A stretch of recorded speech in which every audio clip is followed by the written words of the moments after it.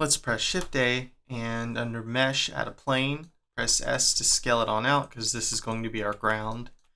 Let's press T to bring up Tool Shelf, and under Physics Control, press Add Passive. If we select the cube, press G to grab, middle mouse to constrain, bring it up a little bit so it can have some distance to fall, and press Add Active. Of course, adding active physics means it's a part of the simulation as well as gravity will affect it. So if we press play, the cube will then fall. We're going to go ahead and pause, go back. I'm going to go ahead and turn on high def shading because it makes things easier to work with as we're designing and checking stuff out, and it just looks cool. So if we wanted this cube to bounce, we would need to head over to our properties panel over here and click on our physics tab, which is of course denoted by this little swoosh icon of a ball bouncing. So let's click on that, and under rigid body collisions here, what's going to make stuff bounce are these surface response controls. We have friction and bounciness. So right now we could turn the bounciness all the way up on this cube, and if we press play,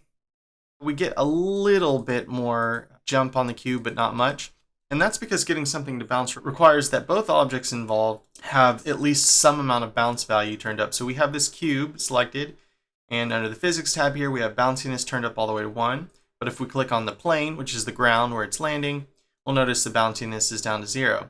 So if we were to raise that up all the way to 1 and press play, we now get a bunch of bounciness as this cube rolls and just rolls straight off the edge there. So I'll press pause, go back, and let's go ahead and scale this ground up a little bit more so our cube has more room to bounce, and I'm going to press G to grab, middle mouse to constrain, just to raise it a hair above the grid. Obviously setting these values up to 1 each are going to make a lot of bounce happen, but you could work with any amount of those values between that, so we could lower that a bunch and get just a little bounce. Press back here, get a little bit more,